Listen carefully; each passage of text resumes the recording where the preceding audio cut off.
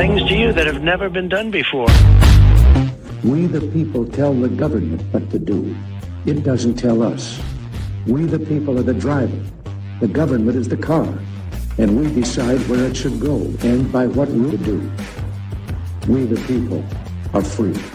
And I hope we have once again reminded people that man is not free unless government is limited.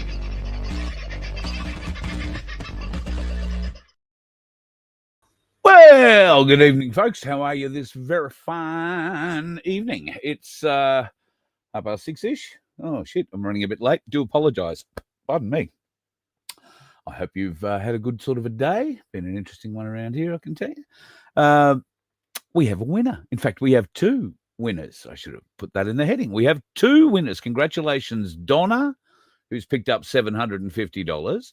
And congratulations, Petra, who's picked up one of these with a full and complete heap of the Ainsley Bullion Byron Bob.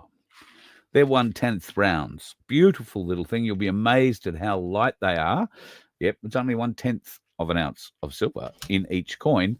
There's 10 of them in there, adds up to an ounce. And, well, as you can see, if you've been following, let me just bring up the thing and it tells me what it... Okay, so over the last few days, silver has dropped back a little bit. In fact, it's probably dropped back about $1.70 from what it was 2 or 3 days ago.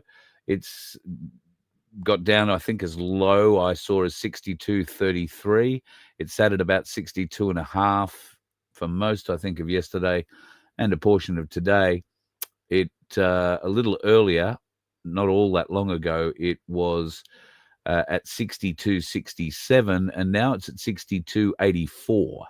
So my guess is that that little bounce might be happening again. So if you manage to buy it on the bottom end, I don't expect we're going to see 65.5 or 62.5 again. I think it's going to bounce a little harder, but let's see. I don't know. I haven't read Ainsley's analysis of it today, but looking at that price and looking at gold, it's back over 5,500 at 55.05.65.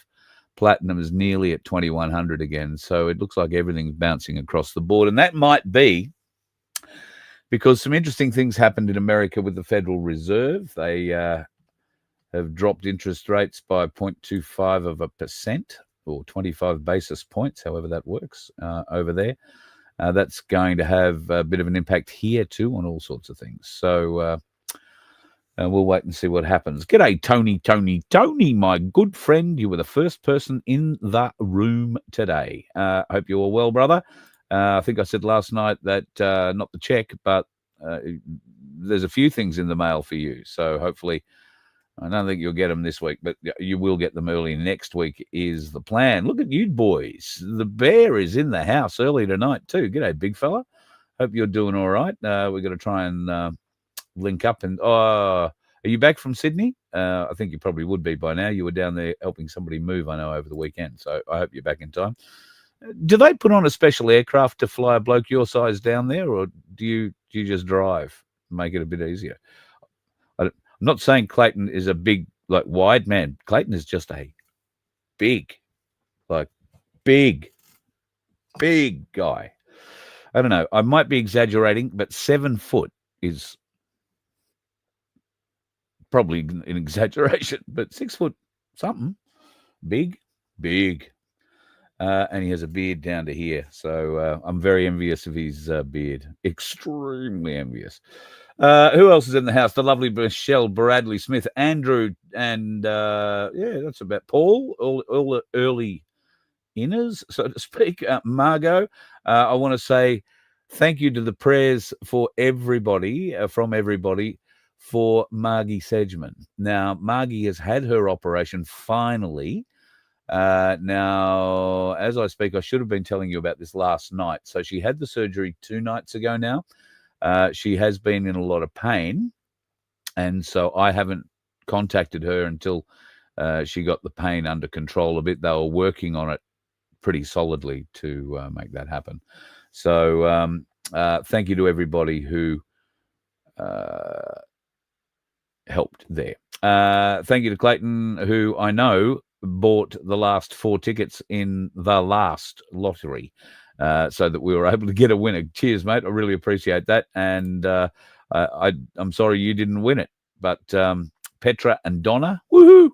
Congratulations, $750. If you would like to go and let's see if anybody has actually bought a ticket in it yet, the new one. You could be the first. In fact, you would be the first if you go to our merch.vof.com website and click on the link. But I'll paste it here into the chat so that you can be the first. Who knows? Lucky first might be able to do it. This is draw number, I want to say 7. It might be 8. Vince will correct me. But that means we are one more draw closer to changing from what is a pretty spectacular little piece, I've got to tell you, with the rounds in it. We will be giving away another gram of gold. So if you are liking to increase your stack, and it might only be a very little stack with grams of gold, but the more grams of gold you've got, well, I don't know what a gram of gold's going for at the moment. Maybe we should have a look, hey? Because I know people like to stack gold. So let's see what a 1 gram gold. Well, is it going to search for me? Have I got to have a think? Gold. We are looking at. Oh, they're 100ths. And we don't want 100ths there. Have you ever seen a 100th of a gram of gold? It's like a wafer. It is just so thin. So 1 gram minted, we are looking at $213 worth. There you go, nearly $214 worth at the moment. So there's that. And then I just happened to click on a 1/10, or it's just underneath it, a 1/10 gold kookaburra, $636.25. Well, maybe one day in the not too distant future, we might be able to put a 1/10 gold coin inside one of our Voice of Freedom holders. And I don't know if Pete from Pinaroo is in the house tonight, but I did see in the chat last night he was bragging. Not bragging, I'm telling a lie. But he was saying that there will be gold leaf on the ones that he and his young bloke are putting together. Gold leaf Voice of Freedom. So I think, I don't know if that's real gold leaf or it's just going to be a golden sort of plastic. Whichever way, I think it'll be spectacular. And I've already had people who've said, righto, well, I want one of each, please. One of each style. Because we had a talk last night, obviously, about how these could be, kind of, sort of, I guess, if you felt that way. You're a collector. These would be a collecting kind of thing. So you would have, in fact, let me get the other one out, if I can. Do I have it? Oh, I don't have it here. Oh, I may have had to use it. There's this version, which has me colouring in this. You won't get a version of that. I have a version of this that is completely uncoloured by me, but these are the prototypes, and you know, this one's got a loose kind of lid, so I'll hang on to these ones. But you'll get much better quality because Vince redesigned things, and the lid now is just magnificent. We have had the people who I've sent them to this week. Mostly, hello Adele. I'm glad you like yours. G'day Jan. G'day June. Thank you very much for the emails, and I know you love yours. Mitch should be getting his maybe tomorrow, and Shane, yours is on the way. Thank you, Deb, for your email. I think I've sent you one back. I'm sorry I missed it the first time, but we will look after you with that. And our good friend Eyeball, or One Eye, as he's also known as, he wants to get one of each. So from the plain to the hand painted, and I've got to say, pretty spectacular, hand printed, well, machine printed, hand painted by Vince version. Then there is the Silver Fox version, which I think I still have a picture from last evening. these will be the Silver Fox version. They absolutely look amazing. And that's because there's two different sorts of plastic used in them rather than what's had to happen with Vince's. And then, of course, what we hope to have is one from Pete from Pinaroo that has a gold one on top. Wouldn't it be nice if there was a 1/10 gold coin or bigger? But we'd have to get Vince to redesign the box if it was going to be bigger, because I'm assuming that the 1/10 gold coin will fit in the 1/10 holder. Might be wrong. May have to be a redesign for that too. But anyway, we're going to have to sell a lot more tickets in the lottery before we can afford to go and put one of those in a box somewhere and surprise someone with it. We would really like to do that. But the only way that's going to happen is if you go to merch.vofhq.com and click on the $750 Sanctuary link, and the money that you do put in, $2 a ticket. I think you can buy a maximum of 20 tickets. We share that with the Good Samaritan Donkey Sanctuary, the wonderful Sandy and Baz, who I haven't scrolled all the way to the bottom yet. Thank you, Aussie Sue. I haven't done that. God love you, woman. G'day, Connie. Not sure if Sandy's in here yet. So, yeah, Deb Shepard, not Shepard, Shepard, is going to get some sent her way shortly. And I'm not sure that Sandy's in. She might be a bit knackered after a big day with the donkeys, which, well, may not be. She was celebrating the arrival of her Byron Bobs and sent me a text because hers isn't signed and doesn't have a number. So she has the one that I buggered it all up on. So, yeah. Bit of a pity that I did that, but a bit of an exciting thing that it's gone out like that. So I'm so glad that somebody close to the family really got it. So that's wonderful.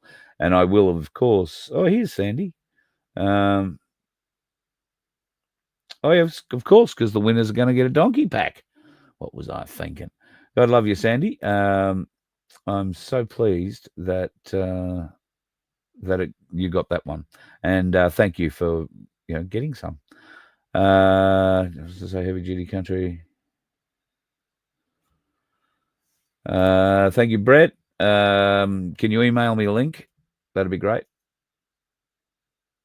Carl@vofhq.com. That'd be great. Sorry, I'm a bit slow today. I haven't had a shower yet. My eyes are, shall I say, gritty at the very least. I did try and wash them out, but they're very sore and I'm blinking a lot, so I apologise.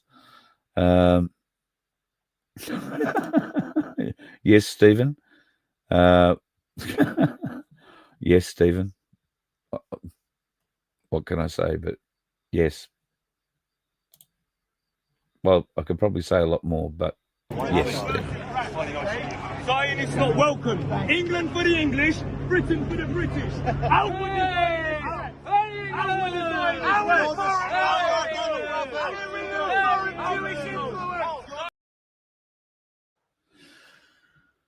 Yeah, now he's somewhere in Israel, very close to Gaza. He sent me an email today, and when I say he sent me an email, I just, for some reason, somebody's put me into his mailing list. So I get an email today, Avi, dear Carl, here I am in Israel, and I'm looking at piles of food right here on pallets with trucks ready to take it across the border and feed the starving people. But we're not allowed. We're not able. We can't do this for, you'll have to watch the show to find out why that is. But, well, I'm pretty sure the reason is if they take the trucks in there, there's a big likelihood they're going to get blown up by the Israelis who are throwing the bombs over the wall, the guns, the howitzers, the aircraft. That probably would really mess up the distribution. I mean, it'd be very effective distribution in one sense, in that it will get distributed. It just won't be much use when it gets there. So Avi's over there I'm not sure whether or not when he arrived in Israel, he said he ran into a problem. And I appreciate you, Brett. And he needed money to get him out of something. I don't know. It's really surprising for a Zionist. He's always got his hand out. And I think knowing how that side of it all works for them, he has no problem raising money, getting money at all. In fact, he could go to the bank and get an interest-free loan without a problem in the world if he wanted it. So now it's just, I guess, an exercise of how much money he can take off the goyim. Because I got to say, anyway, I'm not out to bash him. I just need people to wake up to a few of the things that are going on. And it's difficult because folks in Melbourne know Melbourne and know the intricacies and the players in Melbourne intimately. Folks in Sydney, they know the players in Sydney intimately. You know, they've been running into them face to face, working with them for years in both cases. In Brisbane and the Gold Coast and sort of the Northern Rivers area, there's been a consistent group who've been, you know, through there in the last few years. And in Western Australia, in South Australia, Northern Territory, and in Far North Queensland, I think they've been relatively independent groups. I've forgotten where I was going with this. This couldn't help. It had something to do with Avi. Recently in Melbourne, there was a big story put out by, well, all of them, I think, but it was touted as Melbourne's, you know, alt media team. Monica, Avi, Rukshan, who I have a lot of respect for, and Topher, who I have some respect for as well. He does some really, really, really good work. However, when it all came to push and shove last weekend, where were they all? They were all bagging something, all calling about division. And I've been one of these people who have been pointing out probably the division. And I don't want it to be pointing out division, but it seems to be that people forgive a lot very quickly, or they forget very quickly. And in fact, I'm living a case of that at the moment, where people have forgotten the lies that have been told to them and exposed to them, to a point where they fully know that they have been lied to about various things numerous times, to go full circle and start believing the same lies again, wholeheartedly believing them, when those same lies are coming from the same person. Just goes to show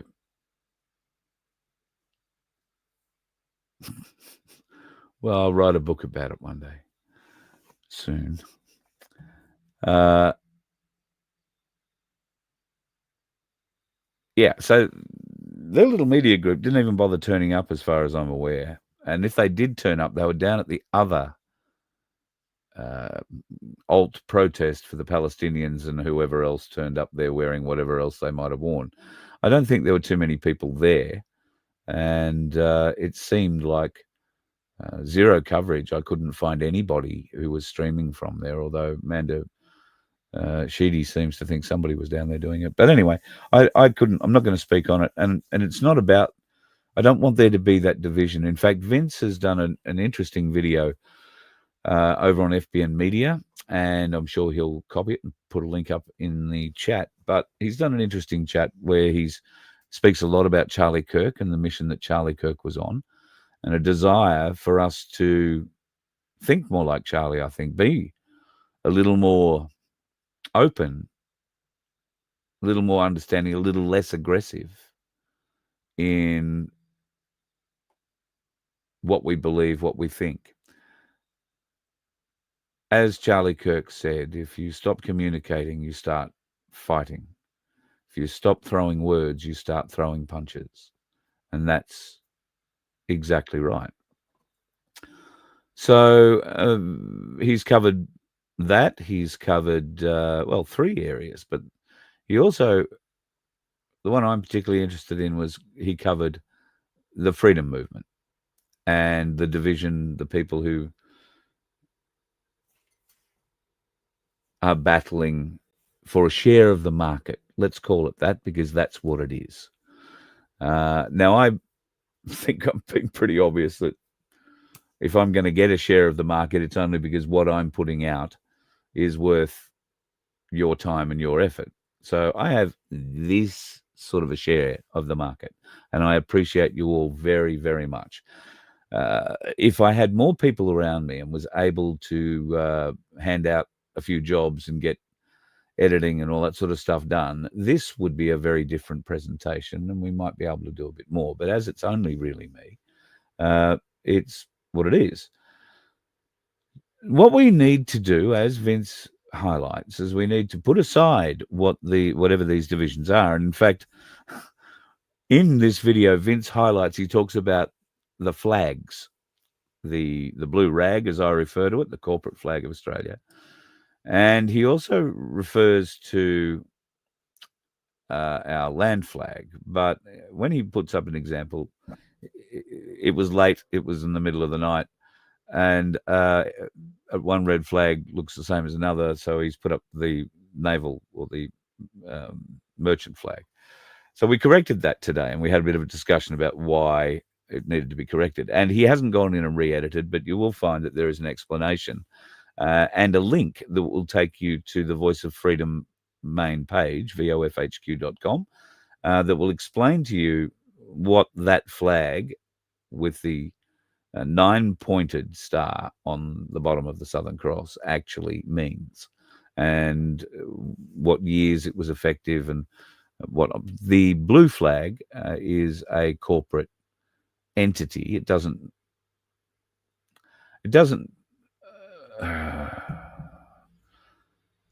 it has a place. All right. Some of us might struggle to find that place, or may think that that place is somewhere rather unsavory that we'd like to shove it. But it does have a place. And I think because we would be fighting a rearguard action trying to bring forward an argument for the red flag, so to speak, right now, I think in times ahead, there might just be, because of what's happened and what will be exposed, we are praying will be exposed soon, from this corrupt, foreign, belligerent occupier of this nation, that people here won't want to have anything to do with the blue flag, or they may say, no, well, it's our flag, and that doesn't mean, you know, that the corporate bullshit to us. It's what we believe Australia is all about, and that flag may well still be adopted as the Australian flag, and those who carry on and wave the red can still carry on and wave the red. There's no problem with that. It shouldn't be a means for division. And I know those with the red will say, well, you know, the people waving the blue flag don't understand what it means. Well, maybe they don't. But waving a red flag in their face and calling them a fool isn't going to educate them, nor is it going to make 1/15th of difference in our fight to get rid of a corrupt government. It's a distraction. It's something to drag us away, to take our focus off what should be our singular and only goal, and that is to remove this corrupt, foreign, belligerent occupier, commonly called a government, or the Australian government. And we need to have a deep, deep look at what comes next, because there are many, many people preparing on the sidelines, and I commend Joel Jamal for the work he's doing, because while I am not a political animal, Joel is, and he understands how that is an important aspect of what is to come in the future. I mean, what happens if tomorrow all the politicians are arrested and we get a general come on our TV screens at sunrise and give a speech saying, well, all these corrupt bastards are, currently being held in various military installations around the country, where they will be placed on trial, and life, the universe, and everything will proceed in an orderly manner from there.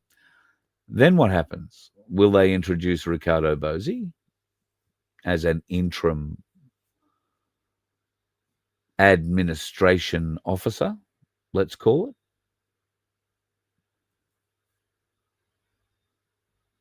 I know there's certain aspects of that sound quite appealing, as long as the communication lines are open. We'll see what happens. But the people will say what's going. Yeah, all right, Crunch. Okay. The people will say what's going. I agree. However, the people at the moment, the vast majority of people want to be led. They do not want to come to these decisions. These are too big. I've got to figure out how to pay my mortgage this month or my rent this week. And you want me to try and figure out how to overthrow a government? And it's not overthrowing a government. It's just these people are not working for us. It's quite obvious. They believe we're blind and they're getting away with it. And we've proved, I think, with enough media attention, good and bad, that there is certainly enough dissent in the country for the government to be worried. And that's why, there are all these sovereign citizen stories. And I was reading news.com.au the other day for some reason, and stories about Desi, actually. And there were two stories on the page back to back about Desi and Victoria. One of them started out with alleged sovereign citizen Desi, and then the other one started out with sovereign citizen Desi. So somebody was using the alleged term, which is good. You should allege that, because that gives you a face-saving way out when you understand that you can't bring sovereign and citizen together and have it be anything other than an oxymoron, which in many people's, those writers' cases, is probably not a bad thing. They'll be familiar with the last part of that word anyway. However, these aren't stupid people writing these articles. These aren't stupid people, for the most part, presenting television news. They have been given directives to refer to people as sovereign citizens. So they do, without actually understanding the difference. And you could explain it to them and it wouldn't make one jot of difference. Not one. So anyway. Brett, yes, I heard Jono, Captain, what's his name? Pirate John, did a live. I've got it on my phone here. I was watching a bit of it earlier. Of course, John is in damage control at the moment. Now, the interview he's done is with Chris Goverys, which is great, because he's got nowhere else to go and do it. And Chris does what I've heard of it so far, at least, a very fair and good interview. So good on to him. And John is, John does what John does. He lays out the shiny bits and puts out what is nothing but truth. We turn up, we want to feed people, we want to give them water, and we want to give them somewhere to piss. That's all we want to do. That's not all. He doesn't say that's all we want to do. He said that's what we're there for. We're there to help people, to feed them, to do this, to do the other, to do the other. But what they're also there to do is gain optics. And that is a whole different sphere of union maneuvering, if you like. Optics spinning a story, getting things to look one way and tell a narrative about it when the reality is vastly different. And that is because you will forget all the details of what happened in the Sydney parade or the Sydney rally or the Brisbane rally or the Melbourne rally. But you'll have photos and you'll have memes and things that will hang on your computer to remind you, because you thought they were funny at the time. You've saved them, you've shared them. They'll pop up in 10 years' time. Say, oh, you remember this? So John's trying to put a narrative out that was all it was. We were there to help. It's almost like all he's missing is that habit that the nuns wear. Because, we were just there to do the good. We were just doing the good work. I know the full story, and that's where they have a problem, because I know the full story. I know the plan. I knew what they planned to do, and I know even the Aussie Cossack admits it. You know, he is a narrative spinner. He is a storyteller. He is an optics man. So optics, go and look up what optics are, and I don't mean just, for your eyes or through a lens or anything else. I'm talking about propaganda optics. Look up how that works, propaganda or the psychology of optics, and you'll get an understanding of where their plan came from. And I'm not saying anything they could sue me for, because I know the plan. It was told to me, even though I tried to talk a couple of times, maybe stop them telling me, but that didn't happen either. Did I have a should have gone to Specsavers moment? Oh, there you go, Michelle. Plenty of people saying the cretin is doing wonderful work. Albo Sleazy doing wonderful work. Well, he's made a couple of announcements today. We now have a global emissions target for 2035 of between 62 and 70% by 2035. 2035. So that means we're going to be running on renewables, a subsidized industry that couldn't and will never be able to fund itself based on its output. They're predicting more cyclones, more rain, more droughts. These big windmills don't produce any power. The big fan, she don't turn if the wind blows over, I think it's about 12 knots. Climate change, they're predicting, is going to increase our winds, increase our everything bad. But solar and wind power are going to help us, except there's going to be more storms. That'll be more clouds. That'll be more rain, more floods. Well, solar's not going to help us when it's flooding. So the renewable energy scam, and it is a scam, and I know I'm preaching to the converted here, but let's hope some normies see this. It is a scam. The logic does not work up. The argument they use destroys the efficiency of that which they put up as the solution for all this shit. It doesn't work like that. It can't work like that. Logic dictates it'll never work like that. What sort of a plan is that? That's a plan to funnel money out of the government and the people into other people to tear down pristine bush, rip up pristine farmland, and make a shitload of money putting up some of the ugliest structures ever created on an Australian horizon, all in return for a huge amount of money, subsidies that come from us. And then we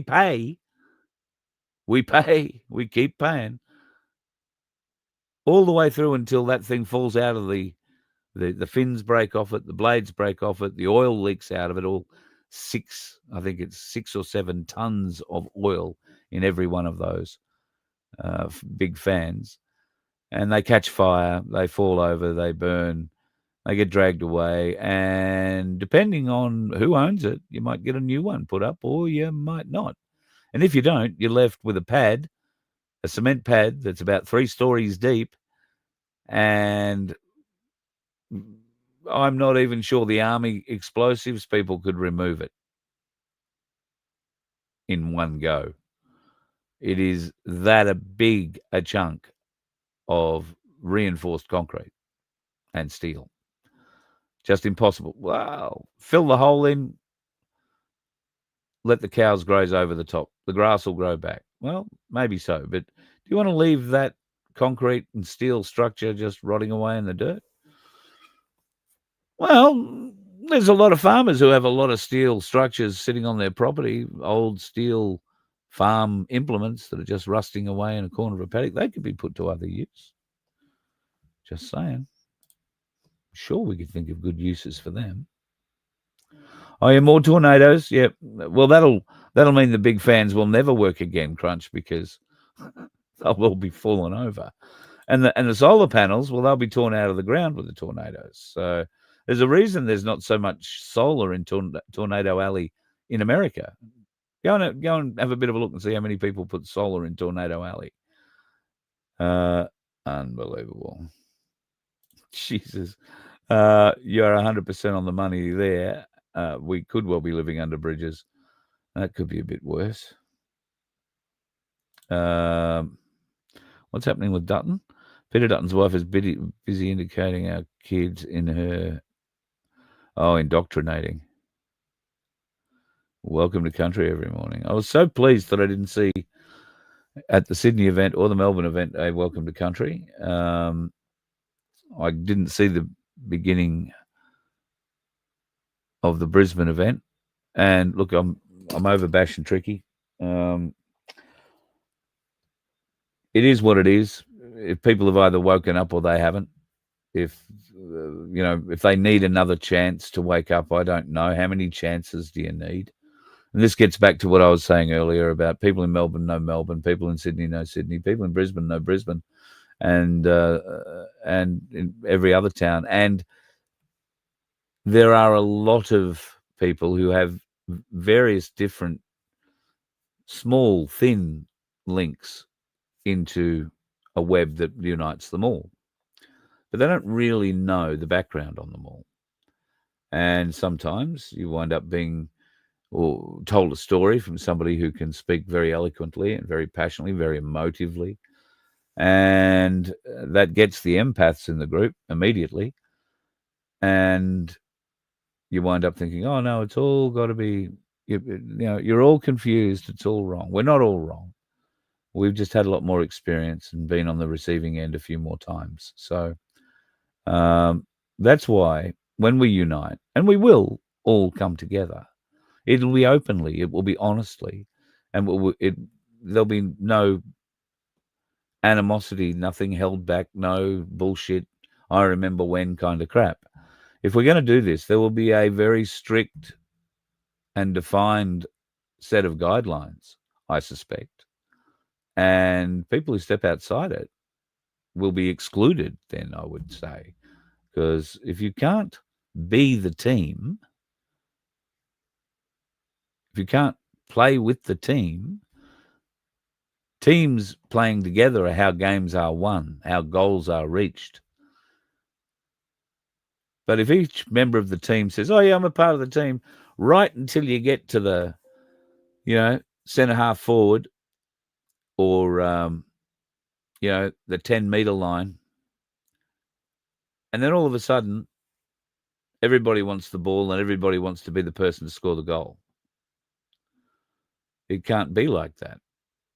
We all have to come together. We all have to go over that line or put the ball through the goal together. And we can't do that if we're looking back and saying, oh, I remember when. But to gain that level of confidence to move forward in a group like that, there needs to be defined consequences for going outside of the rules, for coming to the meetings and saying, yeah, I agree with everything, and then turning up and doing something completely different and not agreed to by the group, who are all trying to put out one message through all of their nationwide rallies. And to have each state, let's call it, then go off and do their own thing by ignoring. Some will stick together for sure, but others will go, oh no, I nodded my head and said, yeah, but we're going to do this. That can't happen, and there must be consequences if that is happening. And I thought last weekend was pretty much one of those moments, and the consequences are being felt very strongly.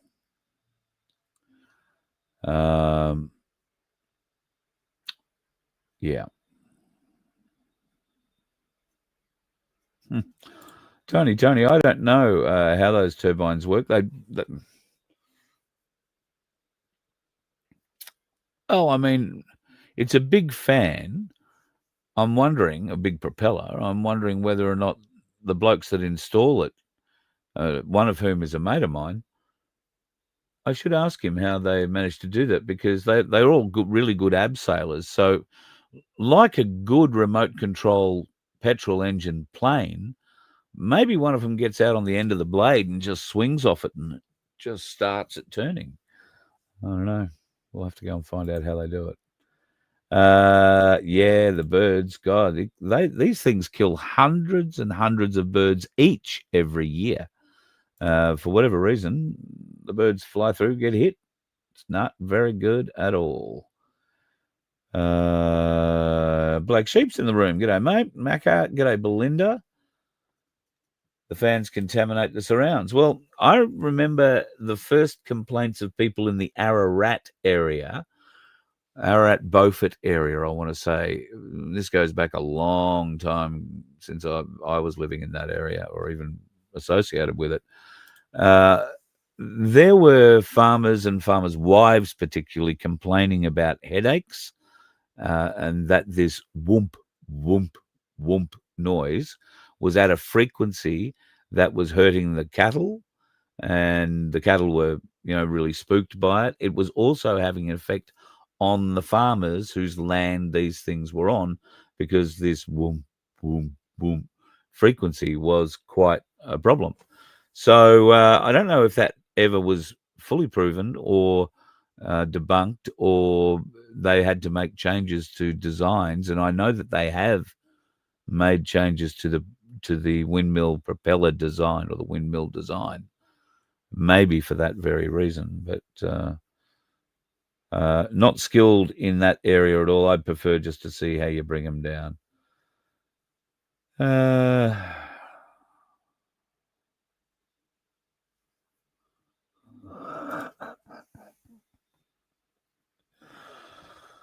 Oh, Cupid. In South Australia, for many years, growing hooch in South Australia was legal if you were growing it for personal use. And I can't remember the exact figures, but I want to say you could have, at one point, you could have up to 11 plants of your own, for your own personal use, 11 plants. And that was every person in South Australia could do that. I seem to recall South Australia being the place that supplied the rest of the country for weed back in those days, because everybody took advantage of this. Now, of course, not everybody smoked the weed or wanted to be a dealer, but there were plenty of bike clubs and all that kind of thing who'd say, oh, you got a spare shed, we could come in, we could rent that shed off you for, I don't know, how would you like 20 grand for 3 months? And they'd say, yeah, great. So they'd come around and they'd set up a hydroponics kit in this shed, and somebody'd turn up once a week and curate the thing, and old mate would say, great, no worries. And when it's ready to be picked, they'd come around and pick it and give the old mate 20 grand and go away. Oh, yeah, we'll see you next time. That's how it worked. So the South Australian government decided they were going to cut back on the amount of personal use weed that South Australians were allowed to have. And I think they cut it back to 1, possibly 3, now that I think about it. And there was a bit of a kick up about it, but it obviously got pushed down in the media. Nobody really cared until the state electricity supplier, after 3 or 4 months or after 6 months, started making noises that they needed some sort of movement on this number. It might have been one plant. They needed one sort of movement because they needed to start making money again. Because when there were people, growing plants, 11 of them in a shed, not because they used the stuff or wanted to be a dealer, but because they were getting paid 20 grand to do it. And essentially, it wasn't, getting the money from a biking club probably isn't legal, but they were able to grow that sort of hooch. What are they going to do with the however many pounds of hooch that would have been? So how do they grow it? They use grow lights. So when they cut the amount of plants that you could grow in South Australia from 11 down to 1, let's call it, then the power company had all these people unplug their grow lights and their profits nosed over completely. So they went to the government, complained about it. And sure enough, it went back up to, I think, 7 for a little while. And I think now it's back at 3. But the 7 was to allow a lot of people, and particularly the South Australian Energy Company, to regain some money. There was also a lot of talk that there were a number of South Australian politicians who had very large interests in their properties, buried in their properties, so to speak, that were growing quite a lot out of there at the time. But I say rumour only. Rumour only. I don't know too much about that.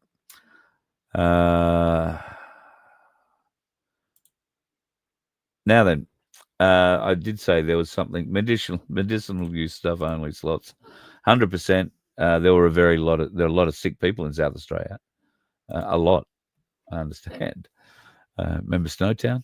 Oh, different kind of sick. Beg your pardon. I was going to say something and you threw me off. The police commissioner in Tasmania grew 5 acres of dope.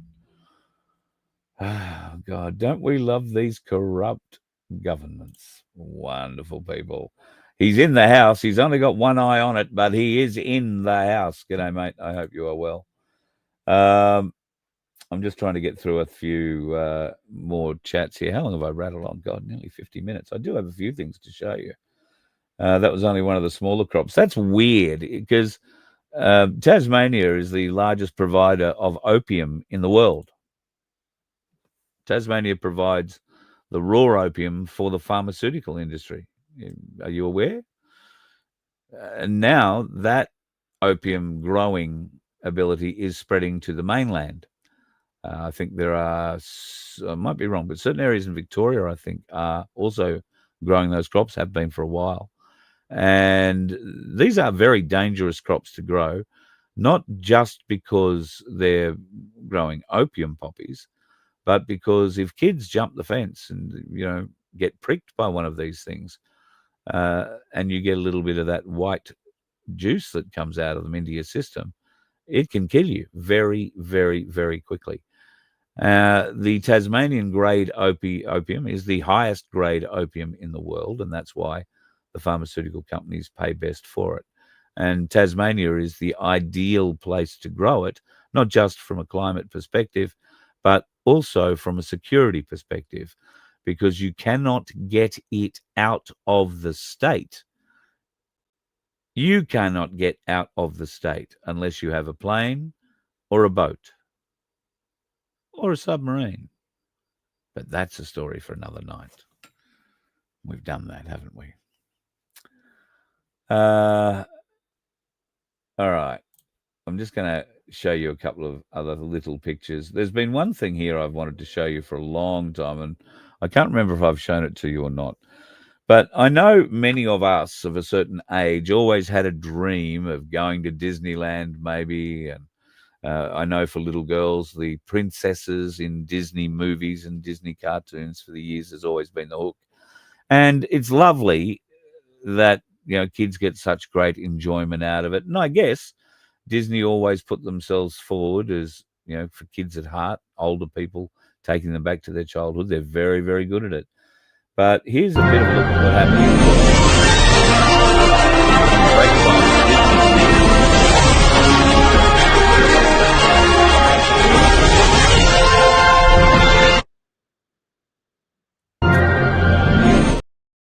Sorry.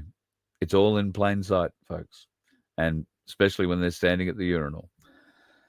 So it's all around us, sadly. All around us. Now, do I want to go down there tonight? No, I don't think I want to talk about that fully tonight. I do want to show you something that has caught my eye. Now, this is a new form of police protection that I'm sure will be rolled out very soon in the US and probably shortly thereafter in Australia. This is going to be a bit of a game changer when we the people go to protest.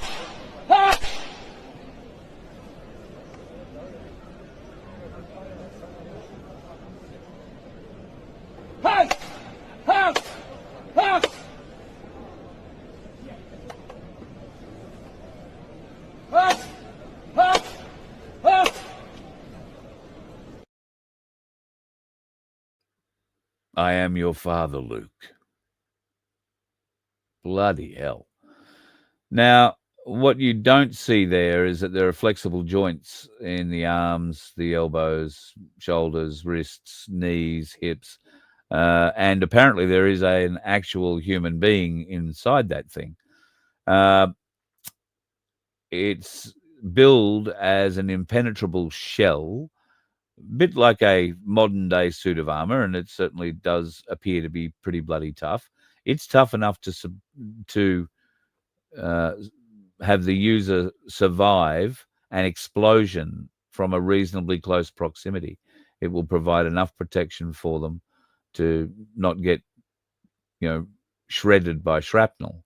Whether or not they actually survive the impact of whatever they hit at the other end, who knows? Or the concussion blast itself, who knows? But you've got to think, if you come up against a group of those coppers at your next rally,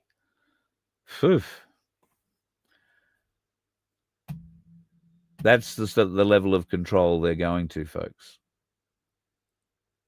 And don't think about it running into a bunch of them at your next rally. Think about running into them at your front door when the doorbell rings one night and they've turned up because you've said something on Facebook, you've typed something on Facebook that somebody got offended with. And now you've got to go to jail because, you might have offended a Disney princess. Sad, very sad, but it is what it is. The EU, bit of good news there. They've finally come out that the safety data, well, there was none. It has now left the EU open to explain how it was okay to mislead the people, not tell them they were being part of a medical experiment. They were having a test applied to them, and where that leaves compensation for those people who have been affected by this coercion, this decision by the European Parliament to enforce something that was untested on the people of Europe. The same question needs to be fed deeply into the Australian psyche, and more evidence is appearing every day about it. I don't know how often you got to go and see a doctor. I have to, unfortunately, go and see one tomorrow. I have a thing. Find me thing. My thing, you probably can't see it. There is a thing there.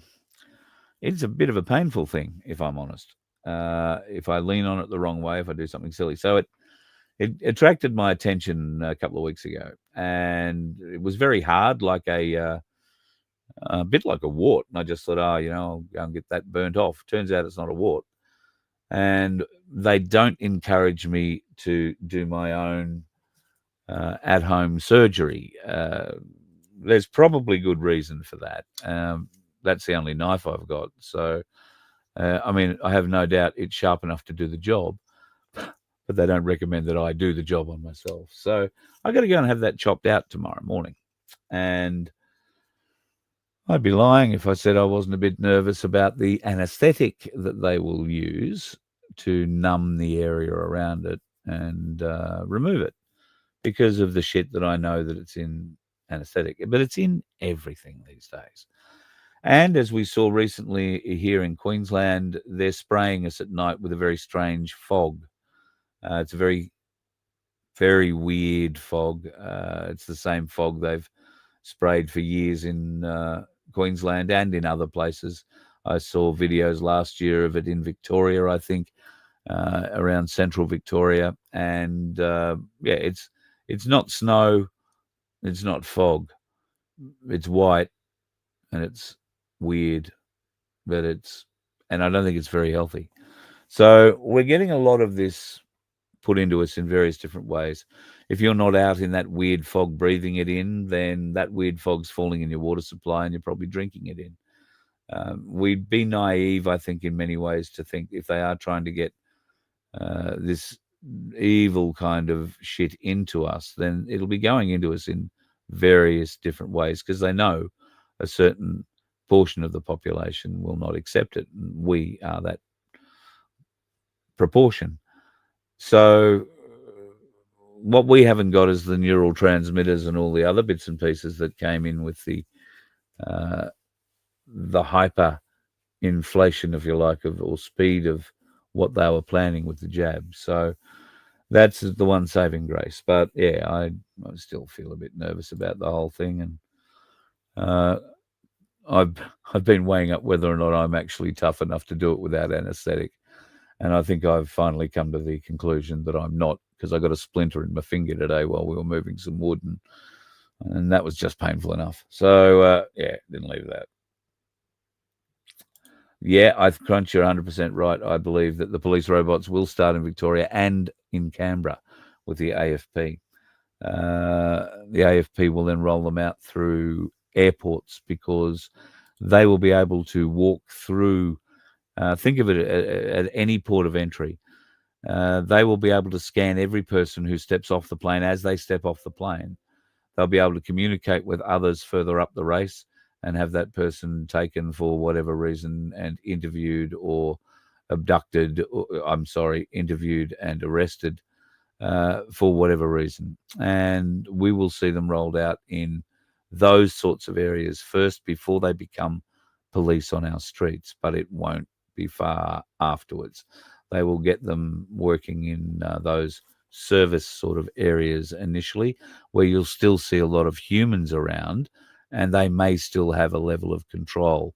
Those sorts of robotic units will be used to identify and detain, and then, at least in the short term, humans will still have some say in what happens after that. But yeah, I think you're right about that, Jay. Absolutely. And wouldn't it be a great industry to have being built here in Australia? And we do have the wizardry, the electronics genius. They may not have gone to RMIT and got degrees in electronic engineering, but I know people who build robots now. Okay, they don't have two legs, walk around like a human, but they are extremely capable units, and some of them capable of running to a point autonomously.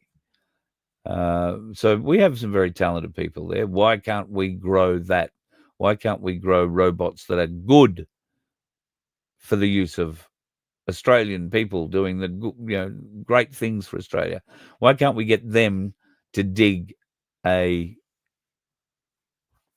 new river, a new system, so that Australia becomes drought-proof. It would allow us to open up the centre of this country and become a food bowl to the world. I wouldn't mind robots that could do that. That'd be all right.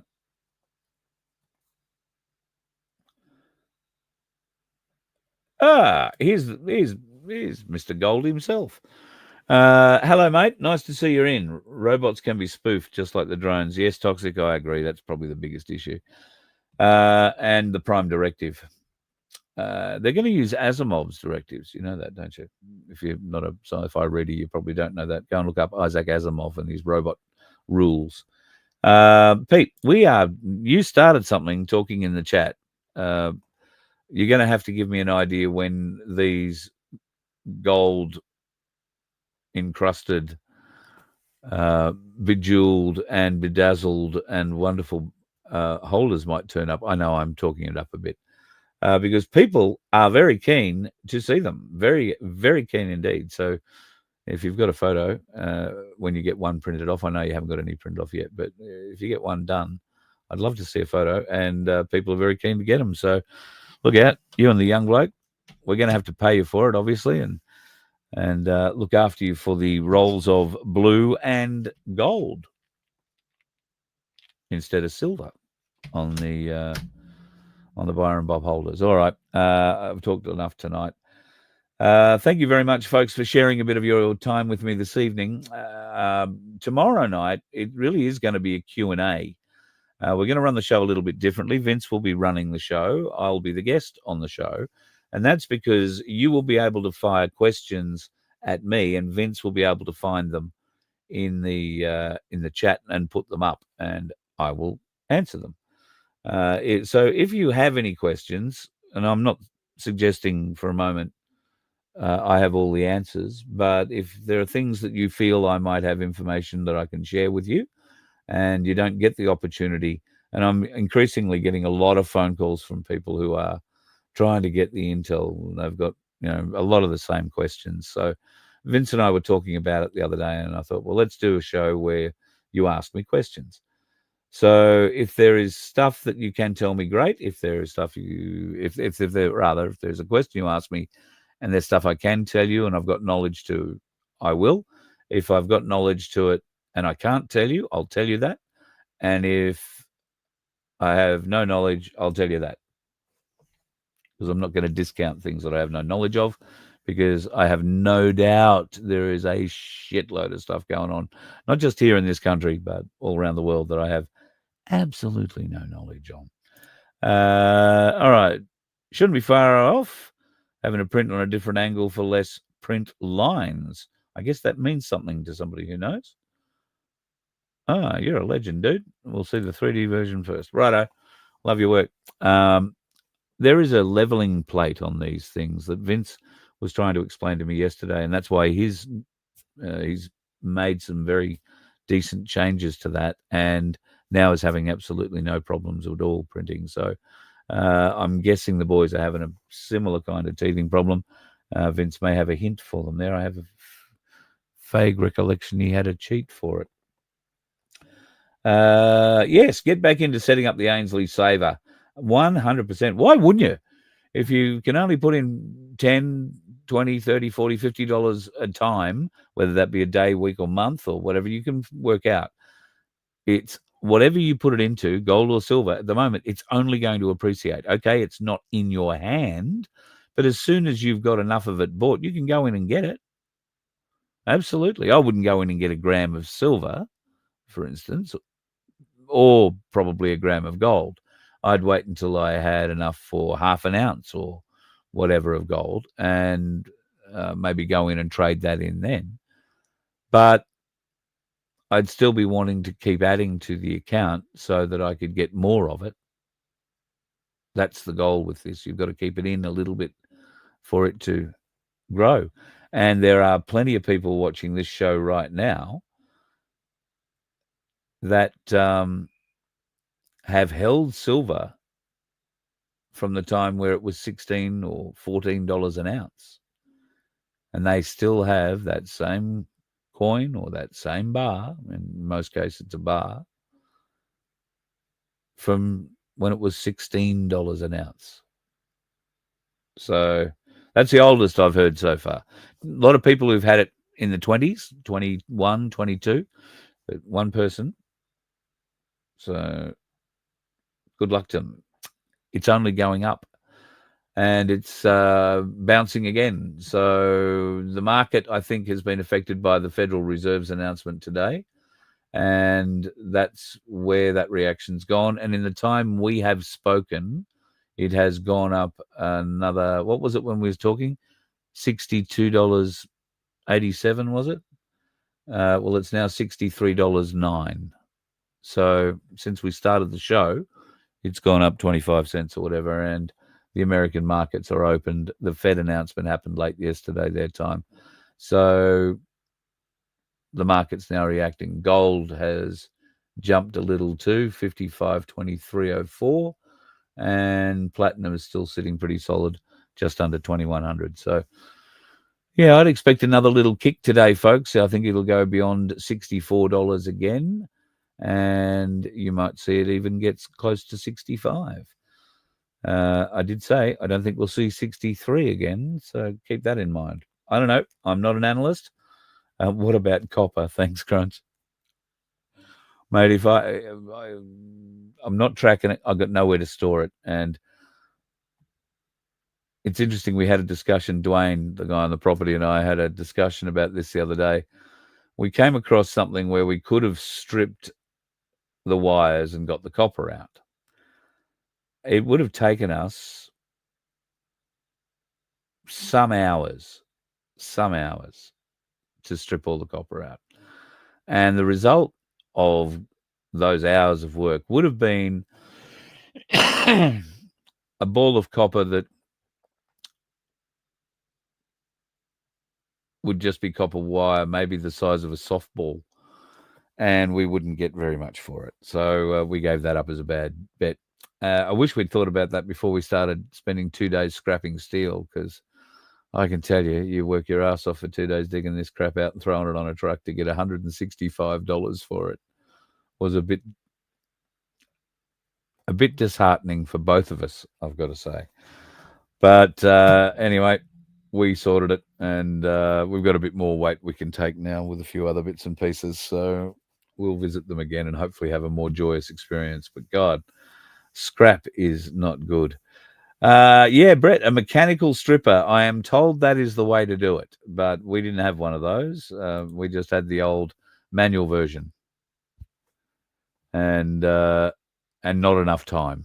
So yeah, top dollars for copper. Yeah, 100%. Copper is a great get if you can get copper and you've got somewhere to store it. It is great, and better still, if you've got a friend who's opening a copper mine, put some shares in that. Get some money in that. Also, if you've got a friend who's got a gold mine, it might be worth seeing if they need a bit of an investment for equipment, because gold's only going up, folks. It's only going up. And for those folks that have been following the show for a while, Rob from Gold Brothers Mining in far north Queensland, up in the Palmer River, they have just posted a video. Rob's posted a video on his YouTube channel. They've just set up their new dome, which is one of those huge domes. They're going to live underneath that. They've got another one they can work under, which is a bit smaller. And their new, I think it's 100 ton a day. Yeah. I think their new trommel can do 100 tons of dirt a day. So they're looking forward to getting that rolling. It's been a big build process for them. And hopefully I might get an invite to go back up and see what they've done with the place. But if you've got friends in mining, folks, who happen to know a bit about copper, know a bit about gold or silver, because I hear around Silverton there is a lot of people out looking for a little bit of ground to go digging. And Silverton was near Broken Hill, was named because of the silver mine there. I don't know if there's any thoughts about reopening it. That might bugger up the Mad Max festival that happens every year out there. But anyway, that Mad Max Festival is certainly a place you want to go and check out if you ever have the opportunity.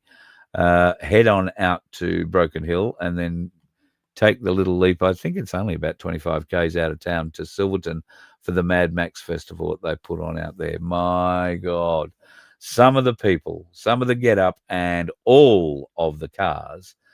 Well, I can tell you, there's certainly no dickheads on the roads out there. They're just some wild buggers. You let one ant stand up to us, then they all might stand up. Those puny little ants outnumber us 100 to 1. And if they ever figure that out, there goes our way of life. It's not about food. It's about keeping those ants in line.